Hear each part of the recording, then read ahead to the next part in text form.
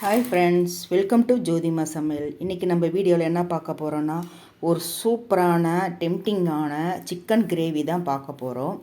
அது எப்படி செய்யலான்னு பார்க்கலாம். இப்போது இந்த பாருங்கள், 1/2 கிலோ சிக்கன் எடுத்திருக்கேன். இதுக்கு தேவையான அளவுக்கு உப்பு போட்டுக்கலாம். இது முதல்ல அதாவது ஊற வைக்கணும். இப்போது ஒரு 1/2 எலுமிச்சைப்பழம், அதை புழிஞ்சு விட்டுறலாம்.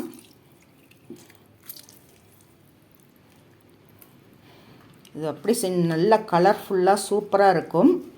இப்போது இதுக்கு தேவையான அளவு இஞ்சி பூண்டு இதெல்லாம் போட்டு கலந்து வச்சிடலாம். கொஞ்சம் நேரம் ஊறட்டும். அதுக்கு முன்னாடி நம்ம ஜோதி அம்மா சேனல் இப்போ தான் தடவை பார்க்குறீங்கன்னா மறக்காமல் சப்ஸ்கிரைப் பண்ணி வச்சுக்கோங்க. பக்கத்தில் இருக்கிற பெல் பட்டன் அழுத்துங்க. நாங்கள் போடுற வீடியோ ஒவ்வொன்றும் உங்களுக்கு நோட்டிஃபிகேஷனாக வரும். இப்போ இது கொஞ்சம் நேரம் ஊறட்டும். இதுக்கு என்னென்ன தேவைன்ட்டு நம்ம ஒவ்வொன்றா செஞ்சுக்கிட்டே பார்த்துடலாம். இப்போ பாருங்கள், இதுக்கு ஒரு ஃப்ரெஷ்ஷான ஒரு கறி மசாலா அரைச்சிக்கலாம். அது கறி மசாலாவுக்கு தேவையான எல்லா பொருளும் இருக்குது. பிரிஞ்சி இலை, சோம்பு, பட்டை, லவங்கம், இது ஜாதிபத்திரி, இது பாருங்கள் ஜாதிக்காய், கடல் பாசி, ஏலக்காய், லவங்கம் இங்கே இருக்குது. இது இது பேர் தெரியாது எனக்கு. ஸ்டார் ஆனஸ், மிளகு, ஜீரகம், அப்புறம் காஷ்மீர் சில்லி கலருக்காக. இதை அப்படியே லேசாக நாம் சூடு பண்ணிக்கலாம். இது லேசாக தான் சூடு பண்ணணும். இது கறி மசாலாலாம் வறுக்கவே கூடாது. சூடு வெயிலில் காய வச்சு அப்படியே அரைக்கணும். நாம் இப்போ உடனே அரைக்கிறதுனால நம்ம இதை லேசாக சூடு பண்ணிக்கிறோம். வாசனை வர்ற மாதிரியோ இல்லை தீர மாதிரியோ வறுக்கிறது வேண்டாம். சும்மா இப்போ அரைக்கிறதுக்கு கொஞ்சம் சூடாக இருந்தால் நல்லா கொஞ்சம் அரைப்படும்.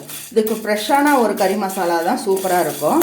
நம்ம ஆல்ரெடி கடையில் வாங்குறதோ வீட்டில் வைக்கிறதோ அது கொஞ்சம் அவ்வளோ நல்லா இருக்காது. அதனால் இப்போ சேர்த்தியே கூட நம்ம இதை அரைச்சி வச்சுக்கிட்டு இதுலேருந்து தான் நம்ம 1 ஸ்பூன் 1/2 ஸ்பூன் போட போகிறோம். இப்போ இது போதும். இந்த அளவுக்கு பாத்திரம் சூடுலேயே அது கொஞ்சம் நேரம் இருக்கட்டும். இப்போ பாருங்கள், நான் ஒரு குக்கர் வச்சுருக்கேன். அதில் தேவையான ஆயில் விட்டுட்டேன். இப்போ அதுக்கு கொஞ்சம் ஒரு 1/2 ஸ்பூன் சோம்பு போட்டுடலாம்.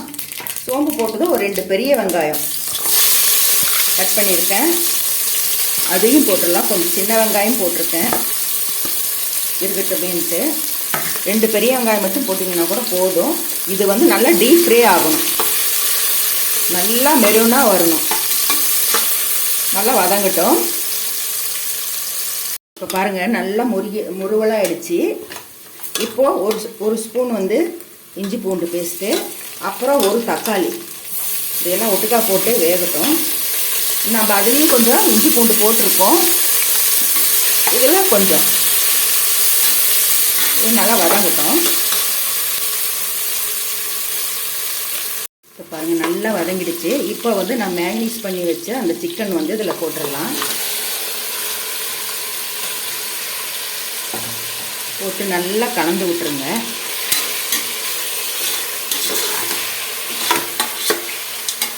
இது கொஞ்சம் நேரம் ஒரு நிமிஷம் இப்படி வதக்கி விட்டுட்டு அப்புறம் இதுக்கு தேவையான மஞ்சத்தூள் போட்டுக்கலாம். கொஞ்சமாக போடுங்க, ஏன்னா நல்லா கலர் கொடுக்கணுன்னா கொஞ்சம் மஞ்சத்தூள் கம்மியாகவே போட்டுருங்க. நம்ம ஆல்ரெடி கறியிலையும் மஞ்சத்தூள் போட்டு கலக்கி வச்சுருக்கோம். இப்போ காரம் தேவையான அளவு மிளகாத்தூள், அப்புறம் கொஞ்சம் காஷ்மீர் சில்லி, அதுவும் பவுட்ரு கலருக்காக தான் இது போடுறேன். அது கொஞ்சம் 1/2 ஸ்பூன் போட்டிருக்கேன். தனியாத்தூள் 2 ஸ்பூன், அதுவும் போட்டாச்சு. இப்போ தேவையான அளவு உப்பு. ஏற்கனவே அந்த கறியிலையும் நாங்கள் போட்டிருக்கோம், அதனால் பார்த்துட்டு கரெக்டாக போட்டுக்கோங்க. இப்போ இந்த மாதிரி பரட்டி விட்டுக்கலாம்.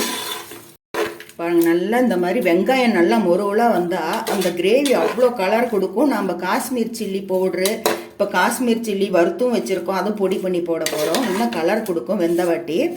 இப்போ இதில் ஒரு 1/2 டம்ளர் தண்ணி மட்டும் விட்டுக்கலாம். இப்போ கொஞ்சம் மல்லித்தலை போட்டுக்கலாம். போட்டுட்டு ஒரு 10 ரூபா பாக்கெட்டில் பாதி தயிர் அதையும் ஊற்றிடலாம். ஊற்றிட்டு நல்லா கலந்து விட்டுருங்க. செமி கிரேவி தான் செய்ய போகிறோம், அதனால் நிறையா தண்ணி ஊற்றிடாதீங்க. இப்போ கலந்து விட்டாச்சு. இப்போ பாருங்கள், ஒரு 1/2 கிளாஸ் தண்ணி இந்த கறியை பரட்டி வச்சுருந்த அந்த பாத்திரத்துலேயே நாங்கள் தண்ணி ஊற்றிட போகிறேன். அவ்வளோதான். இப்போ பாருங்கள், இந்த அளவுக்கு தண்ணி இருந்தால் போதும். இப்போ நம்ம மூடி வச்சுட்டு ஒரு 2 விசில் வந்ததுமே கொஞ்ச நேரத்துலேயே 1 நிமிஷத்துலேயே அதை எடுத்து விட்டுறலாம். இப்போ விசில் போயிடுச்சு, எடுத்துடலாம். எப்படி இருக்குன்னு பார்ப்போம். Wow, super. என்ன ஒரு கலர் பார்த்தீங்களா? வாசனை சும்மா கமகமன்னு இருக்கு. நல்லா வந்துருச்சு. இப்போது இந்த டைமில் நம்ம இன்னும் கொஞ்சம் சுண்ட விடணுன்னாலும் கொஞ்சம் அடுப்பு பற்ற வச்சு வற்ற விடலாம். பாருங்கள், அடுப்பு பற்ற வச்சுருக்கேன். கொஞ்சம் வத்துட்டும். ஏன்னா நம்ம குக்கரில் வச்சுருக்குறோம், எடுத்ததுமே கொஞ்சம் தண்ணி மாதிரி நிற்கும். இப்போ இந்த டைமில் நம்ம அரைச்சி வச்சுருக்கிற அந்த கறி மசாலாவை நம்ம இதில் போட்டுடலாம். ஏன்னா நம்ம இது வரைக்கும் கறி மசாலா போடவே இல்லை. நம்ம ஃப்ரெஷ்ஷாக அரைச்ச கறி மசாலா தான் போட போகிறோம். 1 ஸ்பூன். எவ்வளோ வேணால் அரைச்சிக்கோங்க. அதிலிருந்து கரெக்டாக 1 ஸ்பூன் போடுங்க. அதில் 3/4 ஸ்பூன் தான் போட்டேன். இப்போ ஒரு 1/4 ஸ்பூன். கொஞ்ச நேரத்தில் கொஞ்சம் கெட்டி ஆகிடும். இது நல்லா காய வச்சு அரைச்சிருந்தா அந்த பவுடர் போட்டதும் அப்படியே இறக்கிருக்கலாம். லேசாக தானே வருத்தம், அதனால் ஒரு 2 கொதி கொதிக்கட்டும். பாருங்கள், நல்லா வத்தி மேலே வந்துடுச்சு. இப்போ இந்த டைமில் நாம் கட் பண்ணி வச்ச அந்த கொத்தமல்லி தலையை மேலே தூவிக்கலாம். சிம்பிளாக சூப்பரான ஒரு சிக்கன் கிரேவி நீங்கள் வீட்டிலே இந்த மாதிரி செஞ்சு பாருங்கள். வெயில் காலத்தில் வெளியில் போய் காசு கொடுத்து சாப்பிட்றதோட வீட்டிலே ரெஸ்டாரண்ட் ஸ்டைலில் சிக்கன் கிரேவி செஞ்சுருக்கேன். இப்போ இது கஸ்தூரி மெத்தி நல்லா க்ரஷ் பண்ணி போட்டுக்கலாம். ரெஸ்டாரண்ட்லலாம் போனீங்கன்னா இந்த பன்னீர் கிரேவி, சிக்கன் கிரேவி ஒரு கப்பு 300 ரூபாய் இருக்கும். அவ்வளோதான். இப்போ மேலே அதை தூவி அப்படியே இறக்கிட வேண்டியதுதான்.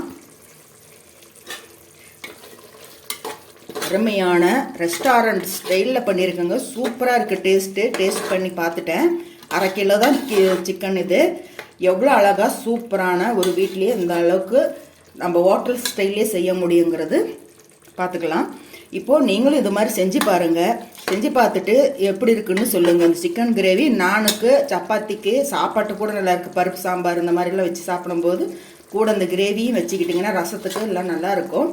நீங்களும் இது மாதிரி செஞ்சு பார்த்துட்டு எப்படி இருக்குன்ட்டு கமெண்ட்டில் சொல்லுங்கள். இந்த வீடியோ பிடிச்சிருந்தா ஜோதிமா சேனல் லைக் பண்ணுங்கள், கமெண்ட் பண்ணுங்கள், சப்ஸ்கிரைப் பண்ணிக்கோங்க. மீண்டும் உங்களை அடுத்த வீடியோவில் சந்திக்கின்றேன். பாய்.